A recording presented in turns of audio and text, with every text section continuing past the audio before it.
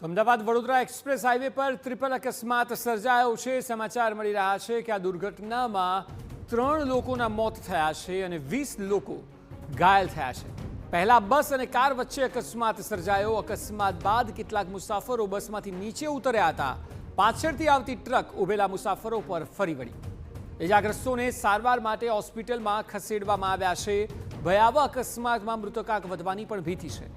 કડવા પોલીસ દ્વારા તપાસ હાથ ધરવામાં આવી છે। મળતી વિગતો અનુસાર દુર્ઘટના સવારે 5:45 વાગે સર્જાઈ હતી। પટેલ ટ્રાવેલ્સની બસ અને કિયા કારના ચાલક વચ્ચે અકસ્માત થયો। બસ ચાલક અને કિયા કારના ચાલક રસ્તા પર ઊભા રહીને આ મુદ્દે વાતચીત કરી રહ્યા હતા।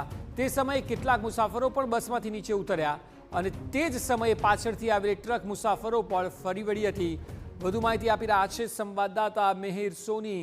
મિહિર, એક રીતે આ અકલ્પનીય કિસ્સો છે, કારણ કે લોકો વાત કરવા માટે નીચે ઉતર્યા અને ટ્રક ફરી વળી। આપ જણાવો કે કેટલા લોકો ગંભીર ઘાયલ છે, ડોક્ટર શું કહી રહ્યા છે?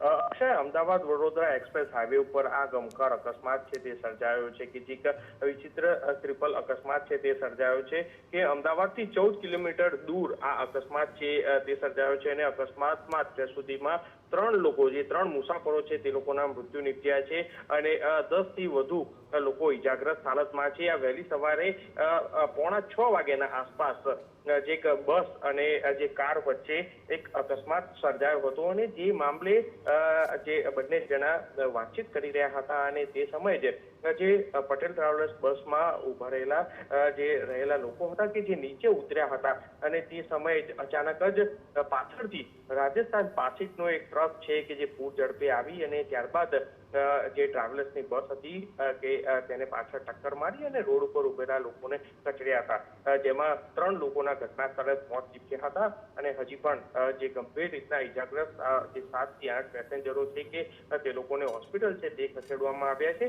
એટલે હાલ અમદાવાદની એલજી અને સિવિલ હોસ્પિટલમાં સારવાર અર્થે ચાલી રહી છે। એટલે હજી મોતનો આંકડો કદાચ વધે તેવી શક્યતા છે, પરંતુ આ અકસ્માત અમદાવાદ વડોદરા એક્સપ્રેસ હાઈવે ઉપર થતા જ જે કડવા પોલીસ સ્ટેશનની હદ છે તે આવે છે અને ત્યાં આગળ ટ્રાફિક જામના દ્રશ્યો છે તે સર્જાયા હતા અને પોલીસ દ્વારા આ ટ્રાફિક છે કે જે ક્લિયર કરવામાં આવી રહ્યો છે અને ત્યારબાદ અત્યારે હાલ જે કાયદેસરની કાર્યવાહી, ગુનો નોંધી અને ત્યારબાદ જે ટ્રક ચાલક સામે કાર્યવાહી છે તે હાથ ધરવામાં આવી છે।